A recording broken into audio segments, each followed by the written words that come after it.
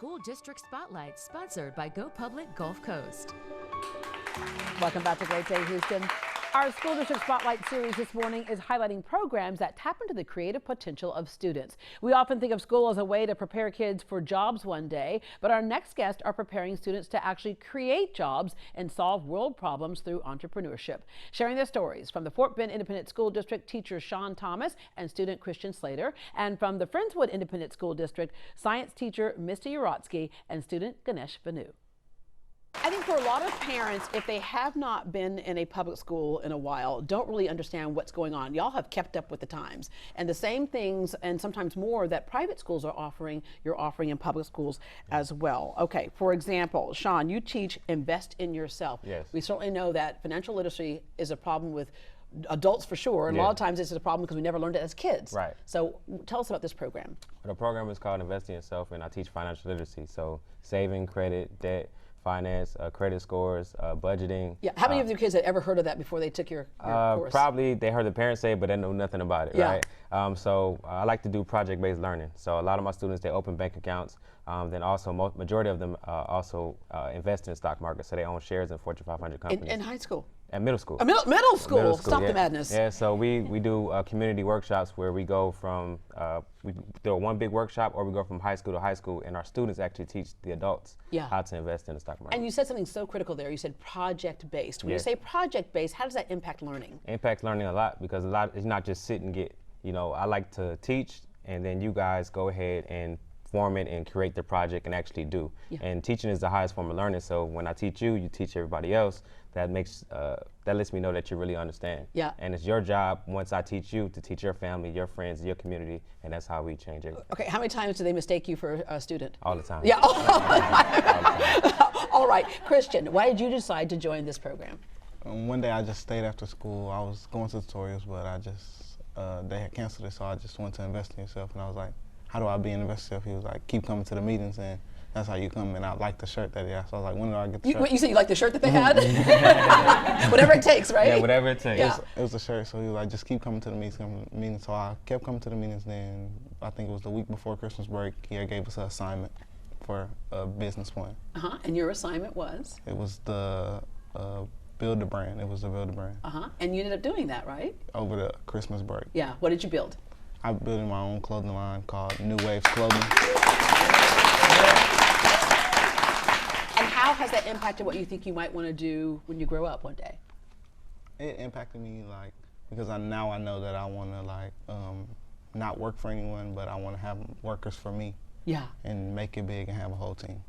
All right, Misty, you find out what students' interests are. So, which is so interesting, because in school you're taught a certain curriculum whether you like it or not, right? But kids will sometimes, the thing that brings them to school is when their interest is represented. Right. With science fair, they come with an idea, and usually we figure out that idea, what interests you, and try to turn that idea and mold that idea so that it's a changing someone's life's idea. Yeah, like I said earlier about, you know, even solving world problems, because this next generation is going to solve world problems. And so one of the things that you do is you discuss how to mold problem solving, because that in itself is a skill set. Exactly. Like we had one student who wanted to do something with strawberries, as though she liked fruit and making fruit last longer. And I said, well, in your house, how big of a deal is that? But if you can change, can we have more fresh fruit in the school cafeteria? How can we make that fruit last longer? Even for business, for restaurants, if fruit lasts longer. For daycares, so make it something that impacts more than just your home and your life, makes it impact someone else. Yeah, all right, and Ganesh, that's one of the things that you wanted to do.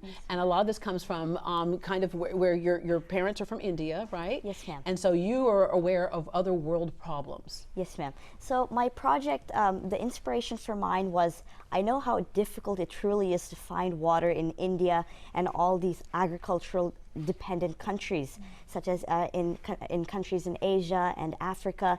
So I wanted to do something that could impact those people, that could pose as a global solution to these people. And because agriculture is the backbone of these countries, and of course these countries are undergoing huge population explosions, water shortages, could I link these two together to form an idea that could help millions of people? Did you just like come up with all this like all on your own, in your head? Yes, ma'am. Yes? Yeah. Okay. All right, so what did you come up with? So I came up with, through reading literature, I know that rice is feeding more than 50% of the world population, and it's a huge, huge food source for these people. So I started doing more research about rice, started doing more physiology about plants, that sort of thing, and I found out that potassium controls the pores or the stomata in leaves. The leaves actually cause transpiration. So transpiration is the aerial movement of water. The water is being wasted as a cooling process. So I thought, if potassium controls the stomata and stomata controls transpiration, could we possibly link potassium and transpiration together, kind of like the transitive property in math? If A equals B, B equals C, does A equals C? Well, you have me lost at A equals B. but it's making sense. I want you sitting next to my son during his science classes. Okay, so the end product is? Yes, ma'am. So the end product that I received was, by adding 100 ppm potassium, there was a 20% water savings. That means, in general, farmers have to apply 20% less water just to grow the same amount or even more. As by adding 100 ppm, that actually boosted the growth of rice plants as well. So where is your project now in terms of exposing it to the rest of the world? Yes, ma'am. So I want to continue this project on a larger scale. This was done at home, so I want to conduct this experiment in an acre, in a field setup, to see if the same results can be achieved, and if so, I can publish this result to help millions of people in Africa and Asia, and those farmers.